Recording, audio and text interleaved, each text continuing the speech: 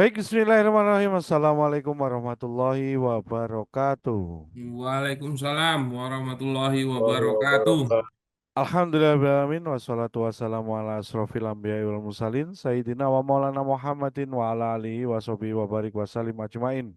Asyhadu an la ilaha illallah wa asyhadu anna Muhammadan abduhu wa rasuluh la nabiyya ba'dah. Qala rabbi israhli sadri wa yassirli amri wahlul 'uqdatam min lisani yafqahu qawli amma ba'du. Baik, Bapak Ibu sekalian, peserta Bisyarah berbagi yang dirahmati Allah. Bagaimana semua kabarnya ini? Lama kita tidak bersua. Alhamdulillah malam hari ini kita masih bisa dipertemukan kembali di agenda Bisyarah berbagi. Nah, ini kemarin sudah kita bahas dari beberapa waktu yang lalu, gitu, dari pertanyaan mengenai eh, cicil emas gitu ya. Jadi insya Allah Alhamdulillah malam hari ini kita akan dari Bisyarah membuat kelas inkubasi alumni Spasi ya insya Allah. Dan tak lupa mari kita sama-sama bersolawat kepada Nabi Muhammad SAW dengan mengucap Allahumma sholli ala Sayyidina Muhammad wa ala ali Sayyidina Muhammad. Karena berkat beliaulah hari ini kita merasakan nikmat iman Islam dan kita dipersatukan dalam satu ikatan akidah Islam dan semoga kelak kita dipersatukan dalam satu surganya. Amin amin Allahumma amin. Amin. Baik, Bapak Ibu sekalian, saudaraku semua, bagaimana kabarnya malam hari ini? Sehat semua, nggih, insya Allah di kotanya masing-masing, ya Alhamdulillah. gitu ya. Nah, ini tengah-tengah kita juga sudah hadir Ustadz Firly ini. Sehat saat Alhamdulillah. Saya lagi di Alhamdulillah. studio 2, Oh, antum studio studio 1. 2. Tadi kita masih barengan ya kan. Nah, malam ini kita berbeda studio gitu ya. Baik, insya Allah sebelum kita masuk kelas inkubasi malam hari ini, mari kita bersama-sama membuka agenda kita pada malam hari ini guna menambah keberkahannya dengan membaca Ummul Quran. Al-Fatihah. Alhamdulillah. A'udzubillahi Bismillahirrahmanirrahim. Alhamdulillahirabbil alamin arrahmanirrahim maliki yaumiddin. Iyyaka na'budu wa iyyaka nasta'in ihdinas siratal mustaqim siratal ladzina an'amta 'alaihim ghairil maghdubi 'alaihim waladdallin. Amin amin amin ya rabbal alamin. Baik, Ah, seperti biasa, ini sebenarnya kalau di dalam absensi kemarin ada 21 orang ini ya Stat ya. Jadi yang Iya. siap hadir di agenda inkubasi malam hari ini. Tapi ini sementara baru ada ya kurang lebih sekitar 15 orang. Jadi sambil sambil menunggu teman-teman yang lain masuk, mungkin bisa langsung prolog Stat Firly untuk materi kita pada malam hari ini. Siap. Bismillahirrahmanirrahim. Assalamualaikum warahmatullahi wabarakatuh. Waalaikumsalam Warahmatullahi warahmatullahi wabarakatuh. wabarakatuh. Ustaz. Ya, Alhamdulillah. Malam hari ini kita bisa berkumpul lagi bersama-sama untuk rekan-rekan alumnus Spasi ya. Yang saya harap karena Anda sudah melewati sebuah workshop yaitu Sekolah Pengelola Sirkah dan yang dasarnya adalah bisnis syariah. Harapannya Anda-Anda semua juga bisa menjadi bagian dari dakwah bisnis syariah ini yang terus meluaskan ilmu-ilmu kita. Untuk itulah perlu untuk terus belajar, termasuk mengulang-ulang, termasuk membedah kasus dan juga perkara-perkara kontemporer. Nah, kemarin salah satunya ada pertanyaan dari Mas Lutfi Hakim ya, yang nanti banyak bicara tentang cicil emas. Tapi memang yang didiskusikan tidak hanya mengenai cicil emas, karena pertanyaan berikutnya adalah dijadikan jaminan. Nah, ini kan menarik kan. Dan apakah benar transaksi jual belinya itu sah? Lalu kok bisa jadiin jaminan atau mungkin ditabungkan? Nah, itu bisa kita diskusikan sesuai yang diperlukan. Nah, jadi dari kami, Bisyarah tidak memberikan pemantik diskusi yang kami harap itu ada dari para peserta. Nah, mungkin lebih idealnya kita bisa undang Mas Lutfi Hakim, ya. Ini langsung ya, ujuk-ujuk jadi hakim ya, nggak lewat jadi jaksa dulu atau pengacara dulu, polisi dulu, langsung hakim ya. Oke, Yang ini penting jangan jadi ini Pak, jadi terdakwa. oh, jangan jangan, ya. Ini belum apa-apa sudah kodi ini levelnya ya, yang nanya ya. Saya kan jadi derdek ini. Ujung-ujung Siap. nanti dimintain pertanggungjawaban karena mengambil Waduh. keputusan gitu ya. Ya. Siap, Ya, monggo ya. Mas Lutfi, apa hal yang Oke, mau didiskusikan, mau share screen juga boleh, biar kita bisa menangkap esensi apa yang Anda ingin sampaikan. Silahkan. oke. Assalamualaikum warahmatullahi wabarakatuh. Waalaikumsalam warahmatullahi Waalaikumsalam wabarakatuh. warahmatullahi Pak wabarakatuh. Yusuf, Pak Yusuf dan lain-lain. Em, ini kebetulan device-nya berbeda. yang saya gunakan dengan ini, jadi nggak bisa share screen. Hmm. Tempo hari saya diskusi dengan rekan saya yang masih kerja di bank mengenai cicil emas karena bank yang beliau tempat kerjanya itu lagi gencar-gencarnya untuk mempromosikan cicil emas. Kemudian Banknya Bank Syariah. ya Bank Syariah Hmm. Indonesia, ketok banget. Itu. Ntar kemarin saya bilangnya apa ya itu? Inisial aja Pak Lutfi, jangan sebut merek Iya, bahaya. iya itu inisialnya ya. BSI. Ya, Iya, siap. gitu. Eh, saya kemarin itu sebenarnya bukan konfront ya kayak memantik ini akadnya gimana, terus emasnya seperti apa, ditaruhnya di mana dan segala macam. Kemudian saya dikasih eh, apa namanya tulisan yang kemarin saya share ke grup Nah, juga coba mengenai. tulisannya di-share ke grup, terus saya minta tolong Ustadz Yusuf untuk menayangkan share screen. Siap, siap, Di-share siap. ulang, coba ke grup. Oke, alumni spasi nggih. Ya, jadi biasakan memahami fakta. Nah, jangan ini ya eh, ceritanya begini. Jangan ngarang-ngarang fakta, karena kalau ngarang fakta nanti terlalu luas diskusinya, malah substansi utamanya nggak dapet. Betul, betul. Coba Nah, disampaikan bagaimana, ya karena nge-share-nya udah cukup lama kan, saya juga tidak terlalu ingat apa saja yang didiskusikan atau di-share itu. ini sudah saya up lagi nggih. Nah ini ya. Iya, betul sekali. Kemudian Hmm. dari itu karena banyak sekali apa namanya akadnya ya, kayaknya akad-akad berlapis. Ini kan jadi mungkin multi akad juga masuk ke sini jadinya. Nah, Hmm. karena fakta yang dibagi teman saya itu terlalu banyak, saya malah jadi bingung mau konfront yang mana dulu. Akhirnya saya tanyakan ke Ustadz Firly via grup alumni Spasi kemarin. Nah, Hmm. jadi intinya mengenai cicil emas produk dari sebut saja BSI itu Hmm. ada mungkin apakah ada pelanggaran akad? Jika ada, seperti apakah? Kemudian eh, bagaimana apa ya namanya? Ini akan menjadi bekal Pengaplikasiannya saya. yang benar. Ini menjadi bekal saya untuk berbagi atau berdiskusi dengan rekan saya yang masih kerja di bank tersebut. Ya barangkali terus dapat hidayah dan kemudian desain seperti itu atau gimana. Harapannya seperti itu sih. Oke. Seperti itu, Ustaz. Nah, Monggo. eh sebentar. Murabahah. Nah, oke. Nah, kita diskusi satu-satu. Oke. Nah, kita ngomongin di poin pertama. Semuanya tolong memperhatikan. Disampaikan akad murabahah adalah akad jual beli, di mana bank akan membeli barang yang diinginkan oleh nasabah dari pemasok, lalu menjual barang tersebut kepada nasabah dengan harga jual emas sebesar nilai harga perolehan emas, ditambah margin murabahah yang disepakati oleh para pihak. Oke, kita kunci dulu diskusinya satu-satu. Pertanyaannya, apabila bank menyampaikan seperti ini, saya tanya, pada saat akad, apakah bank sudah memiliki emas? Belum.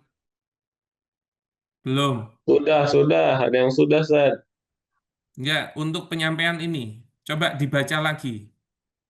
Ada tulisan akan atau tidak itu? Akan berarti belum punya. Belum punya, karena dia bilang akan membeli barang yang diinginkan nasabah dari pemasok lalu menjual barang tersebut kepada nasabah. Oke. Nah, berarti dari penyampaian ini sebenarnya bank sendiri belum memiliki emasnya. Nah, kalau jual beli itu hukum asalnya harus memiliki barangnya.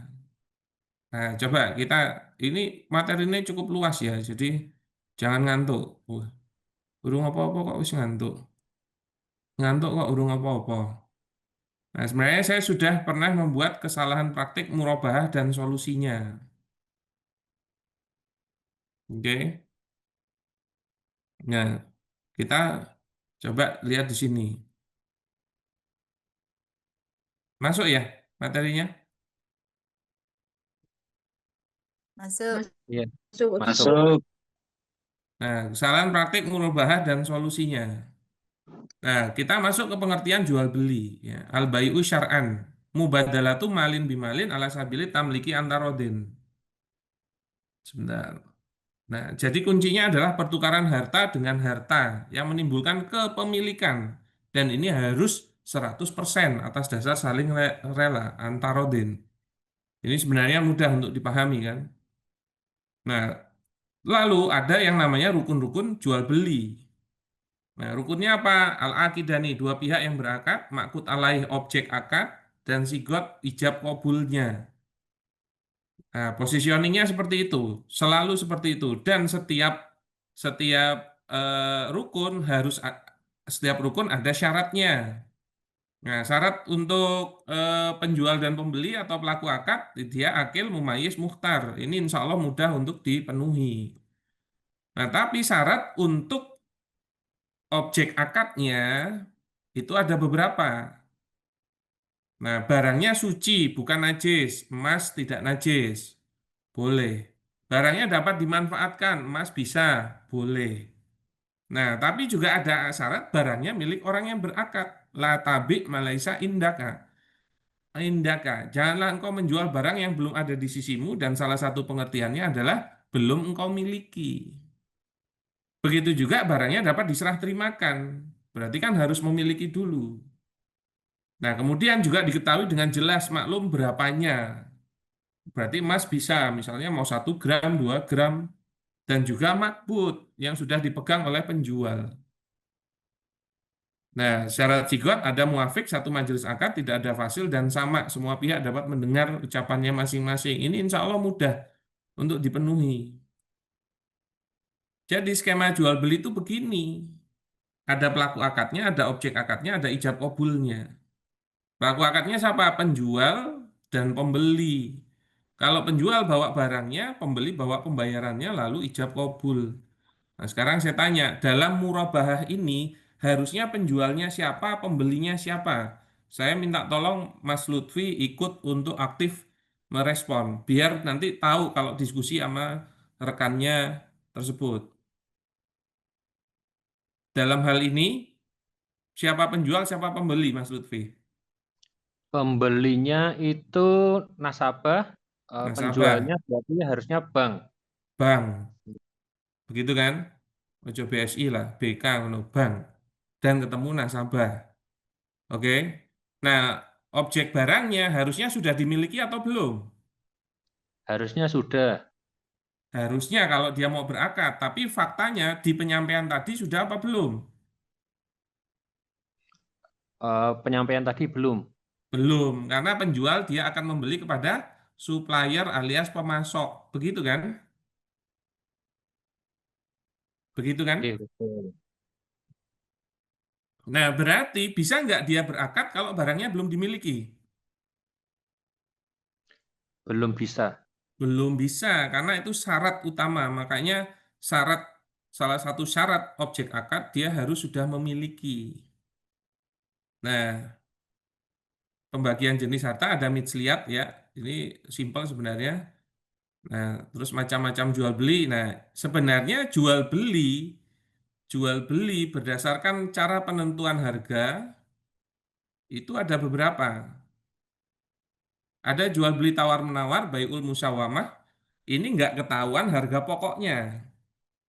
Nah, kemudian ada jual beli lelang, muzayadah. Itu boleh dengan cara lelang. Nah, ada yang ketiga, itu jual beli amanah. Itu jual beli yang ketahuan harga modalnya. Kalau lebih nanti namanya murabahah, kalau dia impas namanya tauliyah, terus kalau kurang dia namanya wadiah. Nah, jadi jual beli murabahah itu adalah jual beli pada harga modal dengan tambahan harga tertentu yang disepakati kedua belah pihak. Jadi dia ketahuan berapa belinya dan menentukan berapa marginnya. Kalau jual beli tauliyah itu sama dengan harga modal, tidak kurang tidak lebih alias impas. Kalau wadiah pakai dot ya. Kalau wadiah itu pakai dal itu titipan. Kalau wadiah itu dia jual beli yang rugi, kurang dari modal. Ini juga boleh di dalam Islam. Nah, sebenarnya murabahah itu yang ini. Dan sebenarnya murabahah yang benar itu tetap dua pihak. Nah, kalau murabahahnya bank syariah itu kira-kira berapa pihak? Mas Lutfi? Ada 3 pihak berarti. 3 pihak karena dia belum punya barangnya dan harusnya ke supplier. Nah, jadi jual beli murabahah adalah jual beli pada harga modal dengan tambahan harga tertentu yang disepakati kedua pihak. Jadi dalam jual beli murabahah wajib diketahui harga modalnya dan menyepakati keuntungan atau marginnya. Harga yang disepakati adalah harga modal plus margin itu. Jadi harga jual belinya adalah harga modal plus marginnya. Misal si penjual punya HP yang didapatkan dengan modal 2 juta, lalu dijual kepada pembeli dengan margin 200.000, maka harga jual beli murabahnya 2,2 juta. Sebenarnya sesimpel itu. Tapi masalahnya dia 3 pihak. Nah, apa syarat jual beli murabahah? Harusnya barang sudah dimiliki oleh penjual. Kemudian barangnya sudah dipegang oleh penjual. Bila transaksi dengan pembayaran tertunda alias utang, wajib barang bisa diserah terimakan di majelis akad, tidak boleh tertunda. Kita belum ngomong tentang jual beli emas ya. Kemudian wajib diketahui harga modalnya dan wajib menyepakati margin keuntungan penjual. Nah, lalu harga jual belinya adalah harga modal plus margin keuntungan. Nah, kita belajar murabahah dulu. Jadi sebenarnya begini, penjual membawa barang dagangan dan memberitahu harga modal dan menyampaikan margin yang dikehendaki. Pembeli mengetahui harga modal dan menyepakati margin yang dikehendaki, yang total harga modal plus margin tersebut menjadi harga jual beli. Nah, itu sebenarnya murabahah itu. Lalu apa kesalahan praktek murabahahnya? Jual beli murabahah yang seharusnya adalah dilakukan oleh dua pihak saja, yaitu penjual dan pembeli. Dan juga seharusnya benda yang dijual sudah dimiliki dan dipegang oleh penjual. Namun banyak praktek murabahah yang dilakukan oleh 3 pihak yang mana sebenarnya penjual belum memiliki barangnya. Hal ini sering diaplikasikan saat ini baik oleh perorangan maupun lembaga keuangan syariah. Dan bila pengaplikasiannya jual beli murabahah tidak sesuai syariah bisa berakibat menjadi transaksi yang tidak sah dan atau ribawi. Gitu kan? Nah, gimana sih kesalahan praktik murabahahnya? Nah, di sini ada penjual, ada pembeli, ada toko atau supplier. Nah, saya beri contoh. Nomor 1, sebenarnya pembeli butuh beras 1 kilo, tapi tidak punya dana cash untuk membeli ke supplier. 2, lalu terjadi akad jual beli 1, murabahah. Jadi akadnya itu sudah di sini posisinya. Nah, baru terjadi jual beli 2. Nah, baru barang dikirimkan langsung ke pembeli dari toko. Nah, terjadi kesalahan di nomor 2. Ini nomor 2 itu yang ini. Yaitu penjual sudah berakad dengan pembeli namun belum memiliki barangnya dan ini tidak sah. Nah, ini bisa jadi bahan diskusi Mat Lutfi. Berbicara tentang murabahahnya. Tidak usah spesifik emas dulu. Pertanyaannya, lembaga keuangan syariah atau bank syariahnya itu sudah memiliki barangnya belum? Nah, itu bisa didiskusikan. Karena kalau dia terjadi akad dulu, ya, terjadi yang nomor 2 ini, baru nomor 3 itu tidak sah yang ininya. Karena penjual belum memiliki barangnya. Ini kesalahan nomor 1. Nah, atau misalnya nomor 1, pembeli butuh beras 100 kilo, tapi tidak punya dana cash untuk membeli ke supplier. Nah, lalu terjadi akad jual beli murabahah, namun penjual memberikan uang kepada pembeli. Nah, ini. Nomor 2-nya sudah terjadi jual beli 1. Tapi sebenarnya ini ngasihnya uang ke sini. Gitu loh. Nah, lalu terjadi jual beli 2-nya di sini. Nah, malah tambah meleto lagi. Nah, lalu barang langsung dikirimkan ke toko, ke pembeli. Ini juga sering terjadi di lembaga keuangan syariah. Kenapa? Karena nanti sebenarnya pembelinya dikasihnya uang alias nasabahnya. terjadi kesalahan di nomor 2, yaitu penjual sudah berakad jual beli satu murabahah dengan pembeli dan memberikan uang yang seharusnya malah dia ngasihnya barang dong. Kalau penjual ini kan ngomongnya barang, malah yang harusnya bayar itu pembayaran itu pembeli. Nah ini kok malah penjualnya ngasihnya uang ke pembeli. Nah kalau dia lakukan ini, hakikatnya malah uang yang dikasih ini dia akadnya qard, bukan jual beli. Nah, karena qard ya dan bila tetap meminta margin, maka hakikatnya riba karena dia bilang akad atas qard ini sebenarnya jual beli dan boleh minta margin. Itu kesalahan nomor 2. Nah, kesalahan yang berikutnya.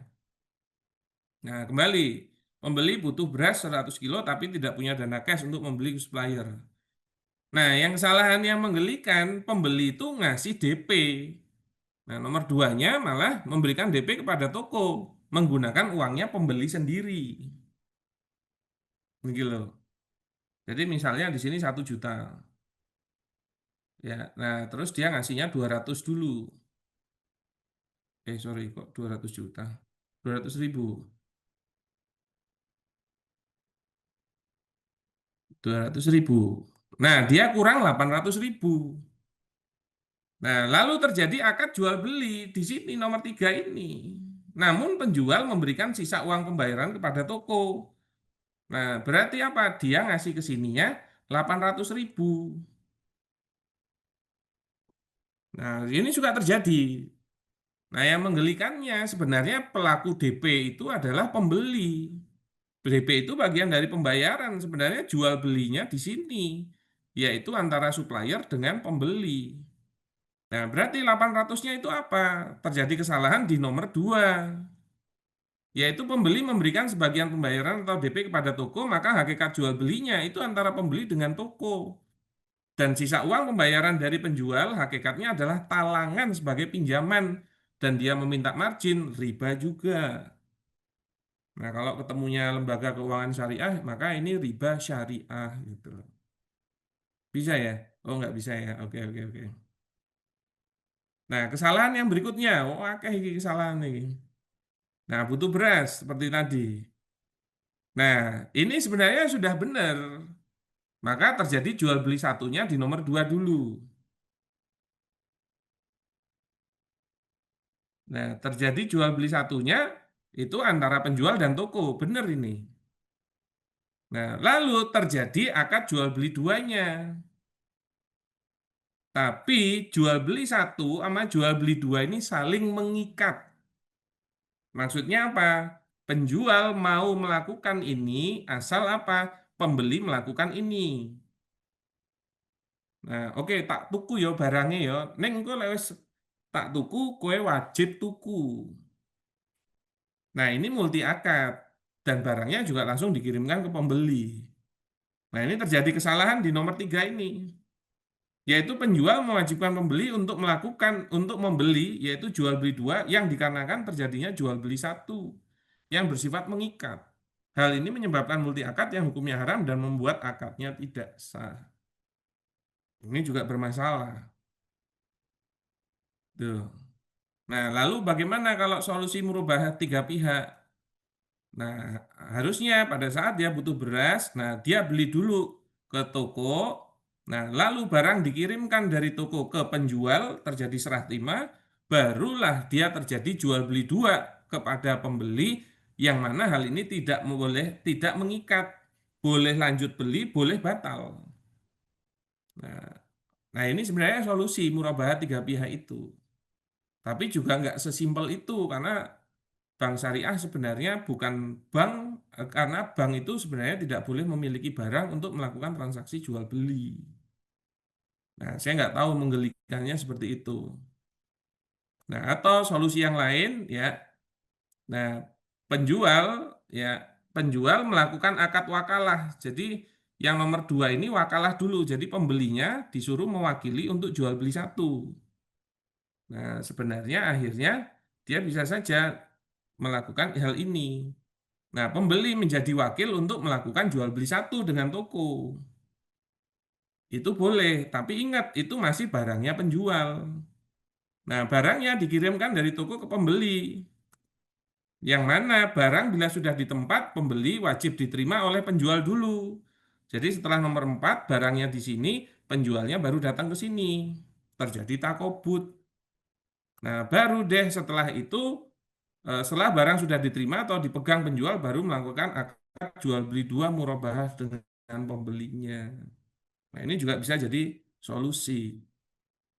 Nah, pada nomor 6, yaitu jual beli 2, tidak sah bila untuk barang misliat, tapi tidak terjadi al-qabdu penerimaan barang oleh penjual dari toko dan wajib ada ijab qabulnya untuk jual beli 2 antara penjual dan pembeli, dan semua akad baik wakalah, jual beli 1, jual beli 2 bersifat tidak mengikat. Nah, itu solusi-solusinya. Nah, ini kalau kita bicara tentang murabahahnya dulu. Nah, sampai sini Mas Lutfi ada yang mau didiskusikan nggak? Atau juga rekan-rekan yang lain? Nggak ada? Oke, kita cukupkan sekian ya. Matur nuwun. Coba lanjut ke akad Belum berikutnya mungkin, Pak. dijawab, wis dipotong. Iya, iya, iya. Mas Lutfi sampai sini sudah bisa paham? Yang Belum? akad merubah itu sudah, insya Allah Sudah. sudah. Oke, Oke. saya mau memfasilitasi dulu rekan-rekan yang lain. Apakah ada yang mau ditanyakan soal murabahahnya? Ini kok ada yang namanya muridnya Ustadz Firly. Wow, Ya itu tadi Anak mau komentar ini kok tiba-tiba nulis namanya muridnya Ustadz Firly ini sopo ini ya. Oh, ya wes, karena ada kode nama saya, bolehlah, enggak apa-apa. Nah, yang lain tidak ada yang mau ditanyakan? Nah, kalau tidak ada, coba di-share ulang lagi Ustadz Yusuf tadi penyampaiannya.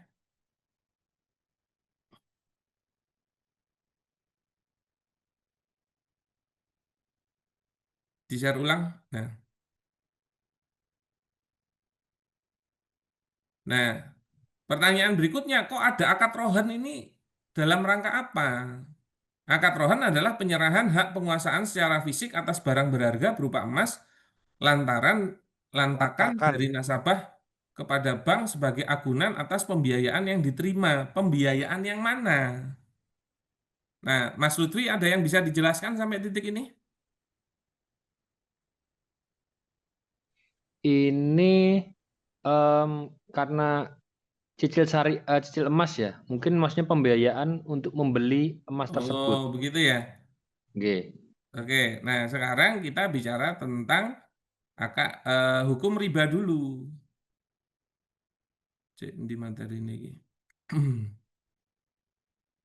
Kalau ini hukum riba ini. Oh ya. Hukum rimba kurang lebih itu kan. M-nya dihilangkan itu. Nah, berarti dia mengira telah terjadi akad murabahah, ya, murabahah yang dicicil oleh nasabah. Begitu ya, Mas Lutfi ya? Nggih, Ustadz. Ya, siap. Nah, padahal di sini tidak diperjelas bahwasannya sudah memiliki belum emasnya atau barangnya. Karena kalau dia mau cicil, harusnya barangnya tidak diserah terimakan. Nah, terlepas itu, kalau yang dia maksud adalah terjadi akad rohan jaminan atas utang, atas cicil emasnya, berarti yang perlu kita diskusikan adalah hukum jual beli emasnya. Nah, itu sebenarnya masuk sah atau tidak? Nah, sebenarnya kita bisa diskusikan di dalil hadis ini yang sebenarnya sama yang disampaikan oleh Ustadz Sidik di apa namanya kelas yang lalu yang saya share itu ya. Nah, karena ada dalil tentang riba fadl ini. Ya, az-zahabu biz-zahabi wal fidatu bil fidati wal buru bil buri wasyairu bisyairi wa tamru bitamri wal milhu bil milhi. Mislan bimislin sawaan bisawain yadan biadin. Faidah talafaz hadi asnafu fabiu kaifasitum idza kana yadan biadin. Nah, ini ada nas yang sebenarnya jelas di sini. Walaupun mungkin ya juga ada khilafiyah dalam pemaknaannya. Tapi dalilnya sebenarnya sama. Maka bicaranya adalah kalau emas ketemu emas, perak ketemu perak, gandum ketemu gandum, syair ketemu syair, kurma ketemu kurma, garam ketemu garam, maka takarannya harus sama dan yadan biyadin. Nah, kalau benda yang dibarterkan atau dipertukarkan berbeda, boleh takarannya sesuka hatinya antarodin, tapi tetap yadan biyadin, tangan ke tangan. Nah, kita lihat hukumnya. Jadi ada 6 barang garam, gitu kan? Nah, jadi ada riba fadl terjadi pada 6 barang ini. Inilah yang dinamakan al-amwal ar-ribawiyah, yaitu harta atau barang ribawi. Nah, ada 6 ini. 1, 2, 3, 4, 5, 6. Nah, dikarenakan emas dan perak mempunyai fungsi yang sama, ini bukan kias ya, tapi kesamaan fungsi, yaitu sebagai alat tukar. Alat tukar. Nah, maka semua alat tukar dihukumi sama sebagai barang ribawi, yaitu saat ini uang kertas itu. Nah, sebenarnya untuk yang 3 ini itu saklek hukumnya, tidak boleh dia tertunda. Nah, jika ditukar dengan barang sejenis, misal emas dengan emas, syaratnya 2, harus kontan dan tidak ada tambahan. Nah, kalau dia ditukar tidak sejenis, emas ketemu perak, syaratnya harus kontan saja, harus bisa diserah terimakan di majelis akad, tidak boleh ada yang tertunda, dan boleh ada nilai tambahannya. Maka kalau emas sama uang itu benda yang sejenis enggak? Tidak. Berarti boleh enggak nilainya tidak sama? Boleh. Sesuai kesepakatan. Nah, cuman tidak boleh tertunda karena yadan biyadin tadi. Nah, pertanyaannya, kalau bank syariah belum memiliki barangnya dan pembayarannya dicicil, murabahah tadi dengan cicilannya, ini topik utamanya nih, bisa nggak bertransaksi, Mas Lutfi? Belum sempurna transaksinya, Ustaz. Ya, belum bisa transaksi. Dan kalau itu dipaksakan, jadinya riba tidak? Jadi riba. Riba, itulah yang dinamakan riba fadl. Ketidaksamaan nilai. Begitu loh. Nah, atau dia nanti kalau pemberiannya tertunda kena riba nasi'ah. Nah, maka sebenarnya kalau kita diskusi menggunakan hadis ini, dalil ini, sebenarnya tidak mungkin yang terjadi yang namanya kalau untuk emas dan uang itu tertunda semua itu tidak boleh. Tertunda salah satu tidak boleh. Maka wajib dua-duanya diserah terimakan di majelis akad. Begitu Mas Lutfi. Maka transaksi yang ada di bank syariah tersebut sebenarnya tidak sah dan terjadi riba. Karena apa? Pertama, coba cek dulu, sudah punya belum emasnya. Makanya bisa nggak, kita kasih kasih contoh yang lain ya, bisa nggak jual beli emas online? Yang lain boleh Harusnya jawab. Gak Ti- bisa. Tidak bisa. Tidak bisa. Kenapa kok tidak bisa? Tidak bisa tunai. Apanya yang tidak bisa tunai? Tidak ada Serah Barang barang terimanya. masuk Emasnya Proses apa serah terima. uangnya? Emasnya. masnya. Emasnya, karena kalau majelis online itu nggak bisa yang namanya barang diserah terimakan tuh nggak bakalan bisa. Kalau uang masih bisa ditransfer. Nah, itu juga tidak sah dan terjadi riba dalam hal ini. Begitu loh. Kemudian yang berikutnya, bisa nggak salam emas? Tidak bisa. Kenapa tidak bisa? Karena dia masuk bagian dari barang ribawi.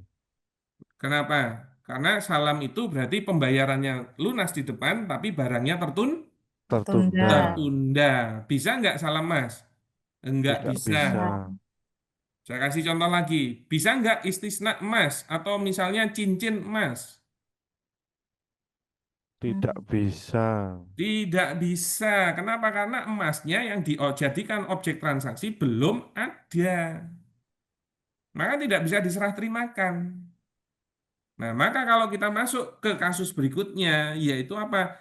Cicil emas, jual beli dengan cara membayar cicil emas, bisa atau tidak, terlepas emasnya itu kita anggap sudah punya. Nggak Ti- bisa. Tetap Tidak nggak bisa. bisa. Maka sebenarnya transaksinya sendiri tidak sah dan juga ribawi. Begitu Mas Lutfi. Bisa dipahami? Bisa, Ustadz. Berarti akad pertama tadi sudah tidak sah, akad kedua yang cicilan itu juga tidak sah. Ya sebenarnya tidak ada akad pertama dan akad kedua, itu satu akad, yaitu jual beli dengan cicilan. Oke, maksudnya yang di gambar yang saya share tadi. Yang Ya, pertama dia akad murabahah sebenarnya sudah bicara sah. tentang murabahah dengan pembayaran cicilan saja itu sudah tidak sah. Oke, oke. Nah, Ya, yang kedua, kalau yang kedua, coba Ustadz Yusuf di-share ulang. Yang kedua, maka kalau bicara tentang rohen, rohen atas apa?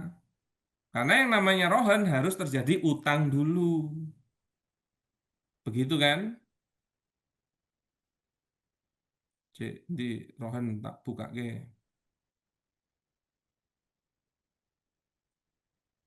Nah, maka kalau kita bicara tentang rohen, kita harus bicara tentang bagaimana sih hukum rohen itu. Nah, berarti kita harus masuk ke pengertian rohen.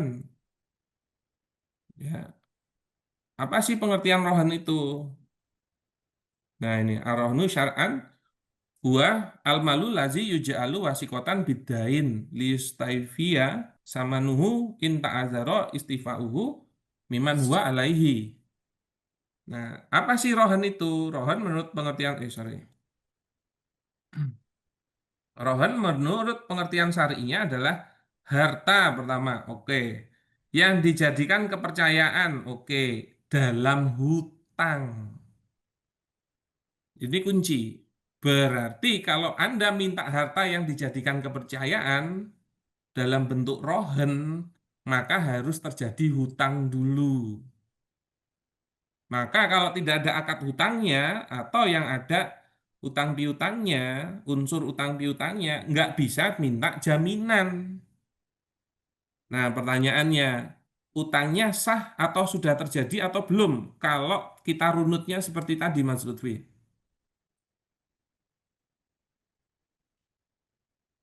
Mas Lutfi? hutangnya berarti sudah dari awal, Nah, pertanyaannya, Terjadi. akad awalnya sah atau tidak? tidak sah. Tidak sah. Berarti kalau tidak sahnya batal ya, batil ya. Berarti sebenarnya uang yang diberikan atau barang yang diberikan itu tidak sah untuk dimiliki.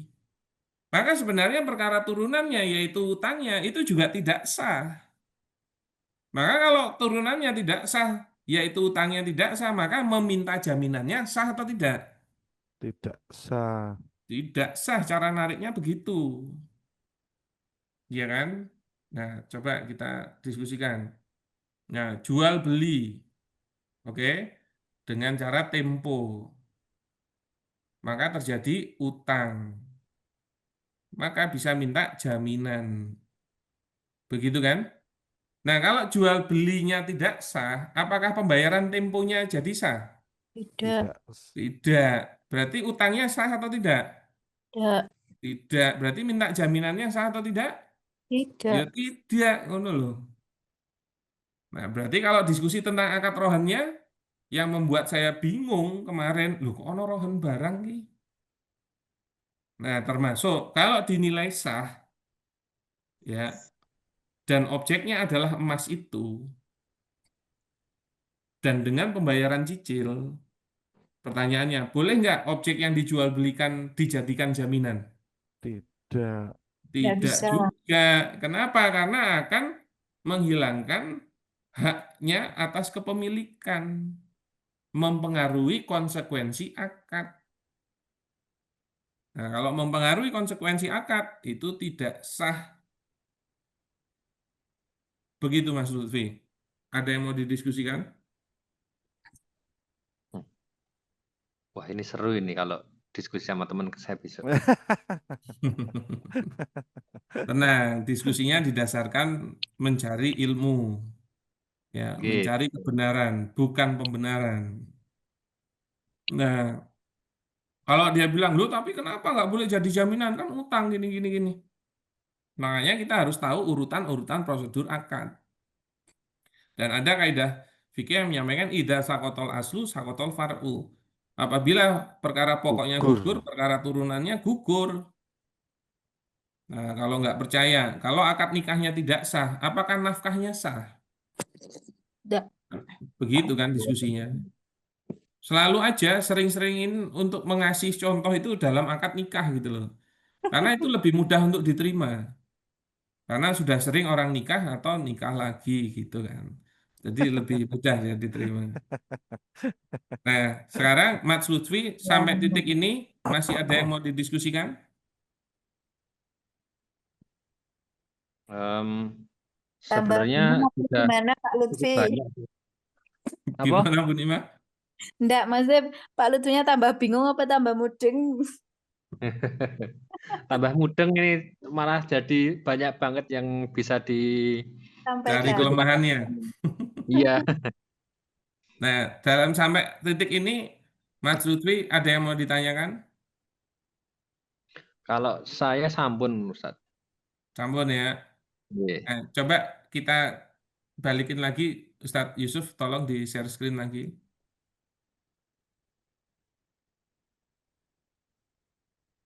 Ini orang-orang kalau disampaikan seperti ini, lalu banyak, mohon maaf ya, kalimat-kalimat akad yang berbentuk bahasa Arab, dia lek ora paham ki, oh ya yo ya yo. Nah, kalau kita diskusi di poin berikutnya, harga perolehan emas adalah harga pembelian objek akad ditambahi biaya-biaya langsung yang dikeluarkan bank sehubungan dengan pengadaan objek akad yang dibayarkan oleh bank kepada pemasok. Ada diskusi pengadaan. Berarti sebenarnya dari kalimat-kalimatnya itu sendiri dia belum memiliki. Lah kalau dia belum memiliki barangnya malah boleh cicil iki piye? Berarti barangnya tidak dapat diserah terimakan dan juga uangnya juga tidak bisa diserah terimakan. Itu kalik bil kalik dan itu tidak sah. Nah, dalilnya mana? Sebentar, saya tadi buka itu soalnya. Sebentar, ini persyaratan jual beli Tempo. Ono kabeh iki. Kalau Anda ikut KBS itu sebenarnya insya Allah Belum dibahas. ada semua. Nah, begini kan? Waktu pembahasan tapi mungkin Pak Lutfi tidak hadir, Tat. Pas izin. Hadir mau ngantuk paling. Iya. Kemarin tuh saya nyari-nyari filenya ini, saya ingat itu pernah belajar Nah, ini kan. Berkasnya saya cari itu nggak ketemu-ketemu. oh jadi sebenarnya eh, minta diadakan agenda malam ini untuk sambil minta file lagi begitu ya? Lagi. Oh Wah, iya iya iya iya bisa iya. Iya. Inji, inji, inji. Oke, saya suka yang jujur-jujur begini. Iya kan? Tapi siap-siap menerima invoice gitu aja. Ya, waduh. Oke. Buri. Nah, emas itu barang nitsliat. Maka dia kepemilikannya sempurna kalau terjadi serah terima. Nah, dalam transaksi barang-barang nitsliat, ya, oke. Misalnya, Pak Lutfi, saya beli emasnya ya, harga 2 juta. Oh ya, deal, deal. Saya kasih uangnya, dikasih barangnya. Ini sah. Misalnya ya, misalnya. Nah, misalnya emas tidak kita anggap barang ribawi. Saya beli ya emasnya 2 juta. Oh ya, oke, boleh, boleh. Tapi saya bayarnya bulan depan. Oh ya, oke, deal. Berarti barangnya bisa diserah terimakan, tapi pembayarannya tertunda. Ini masih sah. Oke. Nah, kemudian yang berikutnya, Mas Lutfi, saya beli ya emasnya 2 juta. Oh iya, ya, boleh. Tapi emasnya ketinggalan di rumah . Oh nggak apa-apa, saya bayar sekarang. Dan kita deal. Berarti pembayarannya di depan dan pemberian barangnya di belakang. Ini juga masih sah. Nah yang nggak sah itu, Mas Lutfi, saya beli ya emasnya 2 juta. Oh iya boleh, tapi barangnya ketinggalan di rumah . Nah kalau ketinggalan saya nggak mau bayar sekarang. Tapi kita deal ya. Nah, ini nggak bisa karena barangnya tidak bisa diserah terimakan, pembayarannya juga, dan dia batal. Nah, kalau kita tidak melihat emas sebagai barang ribawi, yang mana itu yang jadi alasan atas penterjemahan dalil yang tadi, jadi yang membolehkan jual beli emas kredit itu menggunakan dalil yang tadi, tapi dikarenakan emas sudah tidak jadi alat tukar saat ini, dinilai sebagai komoditi biasa.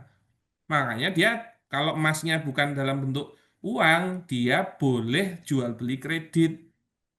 Nah, semisalnya yang dimaksud itu, tapi dia belum memiliki barangnya atau tidak bisa menyerah terimakan, berarti juga tidak memiliki barangnya, dia bayarnya nyicil, yo batal kuwi. Ngono lho. Nah, dalilnya apa? Nah, dalilnya yang ini kan. Sebentar. Nah, yang ketiga. Nah, apa dalilnya? Anna Nabiya Shallallahu Alaihi Wasallam naha an baiul kalik bil kalik. Jadi Nabi SAW melarang jual beli hutang ketemu hutang karena kalau barangnya tertunda jadi utang, pembayarannya tertunda jadi utang. Jadi kalik bil kalik ini nasiah bin nasiah, menunggu dengan menunggu.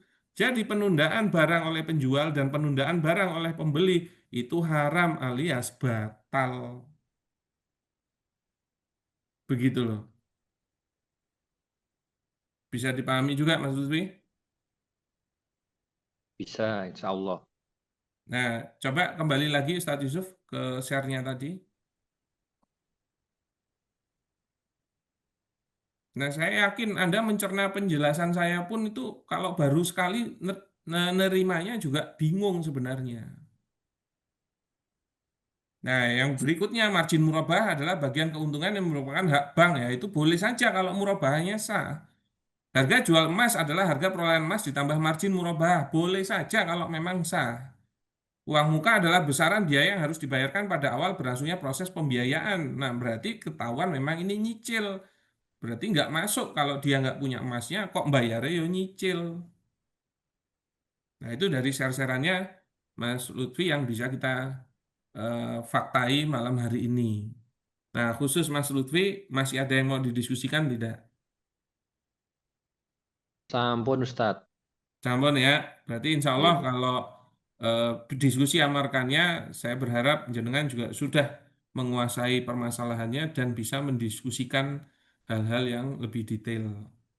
Karena siapa tahu terus dia sendiri tergugah dan nggak resign-resign juga. Loh, maksudnya resign.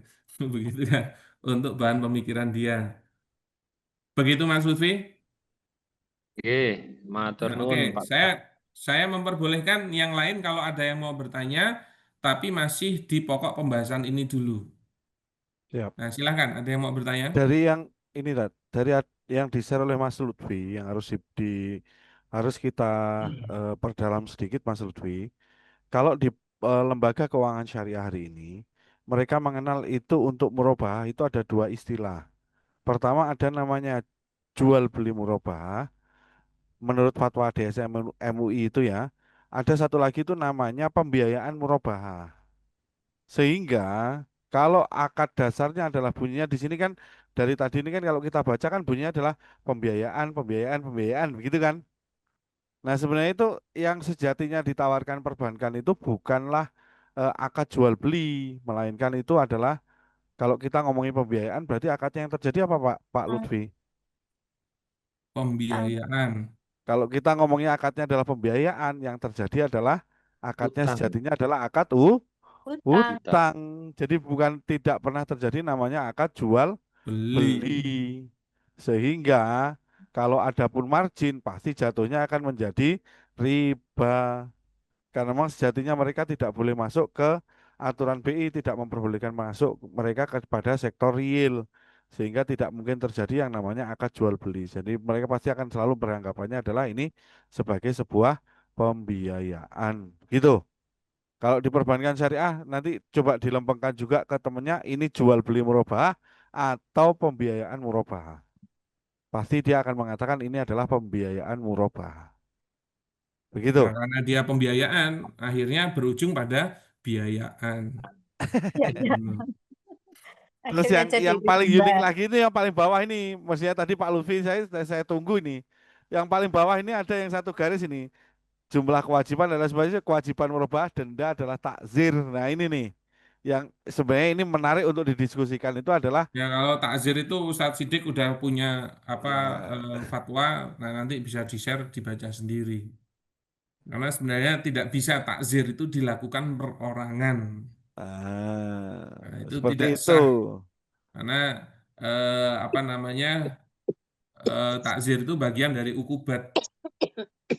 Jadi tidak ada yang namanya ukubat swasta. Bentar, Bu Lili, minum dulu Bu Lili. Duh, Batuk. iya, Siap. minum dulu Bu. Kalau keselak Bu, wah bahaya nanti nih Bu. Siap untuk Mas Lutfi, masih ada yang mau didiskusikan? Kalau enggak, saya lempar ke rekan-rekan yang lain kalau mau ada pertanyaan.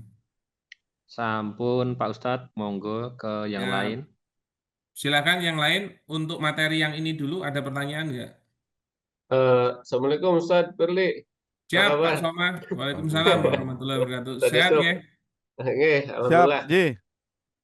Ustaz, yang tadi terkait dengan masalah istisna emas kan kalau kita bukan kita ya dulu udah lewat lah cincin kawin Ustaz. Siapa Hmm. tahu mau nambah Kalau lagi kan cincin nggak kawin apa-apa itu Pak. kan istisna sebenarnya jatuhnya kan kita beli karena kan dibuatkan dulu biasa ukurannya segala macam itu. Nah, itu bagaimana tuh supaya supaya masuk ke syariahnya? Berarti ada agenda Atau untuk kalau beli cincin yang kawin biasa lagi di nih. ya ya kita nggak pengen sih. Ya Oh, kan bisa ada Kak alasan belikan buat Kalau ada yang anak dengar gitu loh ada Pak Bu Elis Soma. kan nggak enak kalau bicara pengen. Siap, siap. Ji, Itu mungkin kan di sini gimana itu kalau ibu-ibunya kalau udah apa terlatih semua ini insya Allah. ya gitu. Coba gitu aja Oke, Sad. Makasih. oke. Jadi kalau yang namanya jual beli istisna ya,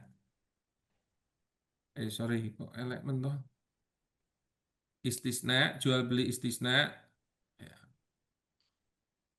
Nah itu sebenarnya jual beli ya yang dia harus terjadi sinaah pengolahan pengolahan ya dari apa bahan mentah menjadi barang jadi. Nah, maka sebenarnya dia misalnya emas dia dalam bentuk batangan harus diubah dulu menjadi cincin. Nah, masalahnya pas terjadi transaksi jual belinya itu dalam kondisi masih emas atau sudah cincin. Pastinya emas kan? Karena belum dibuat cincin. Kenapa? Karena Betul. cincin itu custom. Ya, betul. Begitu ya. Karena boleh nggak transaksi jual beli cincin yang sudah jadi emas? Boleh nggak? Boleh, Boleh. boleh. Nah, makanya pasti kalau kita bilang istisna belum dalam bentuk cincin. Karena Ya, kalau sudah dalam bentuk cincin, nggak mungkin judulnya jual beli istisna. ya Yaitu betul. jual beli cincin emas aja. Ya, Nah, berarti harus ada pengolahan dari emas menjadi cincin. ya betul. Nah, berarti kalau Anda mau mensolisikannya adalah jual beli apa? Jual beli emas batangannya aja dulu. Nah, Hmm. kalau sudah Anda miliki, baru nanti ditambahin apa? Ijaroh, jasa pembuatan cincin. Cincin. Cincin. Jasa pembuatan cincin. Hmm. Nah, berarti ada dua akad yang tidak mengikat. Yaitu apa? Jual beli emas tok, engkau tak gawe dewe, boleh. Jual beli emas tok, jual beli emasnya plus tolong ada jasa pembuatan cincin. Nah, saya Oke. tanya, berarti yang membedakan ini dengan istisna berarti apa Pak Soma? Berarti terjadi Dua akad, dua akad. Berarti kalau terjadi dua akad, harusnya ketahuan dua harga nggak? dua harga. Untuk jual Eh, belinya berapa, jasanya ya, berapa? pelajaran berapa? Iya, makanya kalau dia jadi satu, itu ya istisna. Ya. Begitu. Nah, kira-kira undangannya kapan Pak Soma? Belum ya? Oh iya. Nanti nunggu Ustadz Sam. Iya, iya, iya. Undangan anaknya nikah gitu loh. Pak Sofyan jangan Nung- GR lah. Ya, Ya, soalnya yang lain pada menjawab ngerti gitu. ya, menjawab pertanyaannya Pak Soma. Jadi kalau mensolusikan untuk kalau mau pesen cincin kawin seperti apa ya? Tadi jual beli emas, lalu ada ijarah untuk pembuatan cincinnya seperti itu, Pak. Jadi itu kalau mau disyariahkan gitu. Begitu Pak Somad. Siap. Pak Soma, Ada lagi ya? monitor Pak Soma. Mic-nya belum nyala, mic-nya. Oh, sudah. Sampun Pak Somad. Ya, siap, siap. Saya Siap. monitor. Oke. Monggo masih ada yang mau nanya? Oke. Saya memperbolehkan satu lagi pertanyaan, silahkan. Biasanya ini Bu Wanti nih. Nah, ini paling sering nanya nih, Bu Wanti. Ada yang mau ditanyakan? Kalau beliau nggak sering nanya, hanya sering mewanti-wanti begitu. Biasanya beliau punya pertanyaan terus ini, Tat. Setiap Monggo Bu majelis, Andi Tat. kalau mau bertanya, silahkan. Belum ada Ustadz. Oh, Oke, siap. siap. Ye. Ya, belum ada agenda untuk beli cincin juga ya. Siap. Iya. Biasanya kalau emak-emak kan begitu, diamankan dalam bentuk aset. Siap, kalau tidak ada lagi, Ye. mungkin kita cukupkan diskusi kita malam hari ini, Sebentar, Tat. guys. Sebelum Baik. sebelum sebelum dicukupkan, saat ada ini, Tat. Informasi, siap. Informasi sedikit. Monggo, Ye. Ustadz Yusuf. J- Jadi Bapak Ibu sekalian yang dirahmati Allah, alumni Spasi. Jadi bagi panjenengan semua yang sudah pernah belajar di Spasi dan pengen anu ini kayaknya ilmunya perlu di-refresh deh gitu ya. Ya, Jadi betul. ini ilmu-ilmu yang memang idealnya adalah senantiasa diupdate ya, karena terutama kalau pengalaman saya pribadi dulu, ilmu itu kalau dipakai sendiri itu gampang hilang gitu ya. Kenapa? Karena memang idealnya adalah ketika jenengan punya ilmu itu selalu tidak boleh berhenti di diri kita, selalu mengajarkan supaya apa? Supaya kita terus belajar dan belajar gitu ya. Tapi buat panjenengan semua yang memang hari ini pengen belajar lagi atau resit lagi, insya Allah nanti di Bisyarah ID gitu ya, nanti di bulan November di tanggal 11 sampai tanggal 13 November tahun 2025 ini atau 2 bulan ke depan itu akan ada spasi batch ke berapa ini? 11 ya tadi ya? 10 ya? 10 apa? 8. 8 ya? Sorry, Afan. Ya. Jadi akan ada spasi batch ke-8 di mana nanti di tanggal 11 sampai 13 November akan ada pemateri baru. Nah, ini jadi pemateri baru yang tentunya panjenengan juga akan mendapatkan ilmu-ilmu tambahan baru. Nah, ini panjenengan semua untuk alumni Spasi monggo dipersilahkan kalau pengen resit nanti diberikan penawaran spesial buat panjenengan semua dari tadi spillnya tadi di 3,5 juta sudah include dengan hotel selama 2 hari, ya gitu ya. Jadi tanggal 11 sampai tanggal 13 November 2025 nanti kita akan adakan spasi batch ke-8 di The Jayakarta Hotel Yogyakarta. Ini panjenengan semua nantinya akan ada 1, 2, 3, 4, 5, 6. Wah, ada 6 pemateri, ya. Jadi nanti di spasi ke-8 ini ada yang beda yaitu ada tambahan pemateri baru yaitu akan ada Ustadz Sidik Aljawi juga gitu ya. Jadi sayang untuk dilewatkan kalau jenengan pengen belajar lagi, pengen refresh ilmunya lagi, panjenengan semua ketika refresh insya Allah ilmunya akan bertambah lagi dan idealnya juga ketika sudah punya ilmunya selain dipraktekkan untuk diri sendiri juga diajarkan untuk yang lain. Jadi monggo jenengan bisa langsung daftar ke admin. Nah, itu ke adminnya di 0822 2727 3110 atau nanti dari grup alumni Spasi gitu ya, Ustaz, boleh nggih? Jadi Ya, yang nanti malam hari ada ini hadir, nomor admin di situ bisa ya dikontak. Dan nanti sebenarnya sekarang juga ada Mister Catur yang bisa melakukan pitching investor. ya Jadi beliau sendiri akan ngisi dan memberikan spill-spill bagaimana sih untuk apa namanya maju menghadapi investor. Nah, yang mana beliau sendiri punya perusahaan sebagai perusahaan investasi yang insya Allah mau sudah dilandasi oleh syariah karena beliau sendiri sudah ikut spasi batch 7 dan sekarang dalam pembenahan bisnisnya. Nah, itu informasi yang berikutnya apa? Di gambar berikutnya, Ustadz Yusuf. siap. Ya, Sementara tadi di gambar berikutnya. Ada informasi tambahannya juga di-share lagi di pick yang berikutnya. Picknya satu, Tat. Itu ada 3 tuh tadi. Oh, kalau yang untuk ininya, yang untuk informasi spasinya hanya satu, Tat. Oh ya, siap. Nah, berarti silahkan digunakan karena ilmu itu perlu diulang-ulang ya. Dan ini juga harga khusus yang untuk riset saja. Kalau untuk harga umumnya di 5,5. Dan kita Di sekarang 6. di Hotel Jayakarta bintang 4 juga. Insya Allah boleh juga agenda sambil kan itu Selasa, Rabu, Kamis. Nah, Jumat, Sabtu, Minggunya main di Jogja. Nah, kalau jalan-jalan bisa ajak saya. Begitu guys. Jadi, Bapak Ayo. Ibu sekalian Oh, dipersilakan. kalau ada yang mau jadi affiliate nanti juga bisa kontak sama Mbak Admin. Insya Allah ada penawaran yang menarik. Oh iya, Gitu. siap. Jadi buat Ya. panjenengan semua yang alumni dari Spasi, alumni Spasi juga bisa menjadi affiliate untuk agenda Spasi batch ke-8 ini.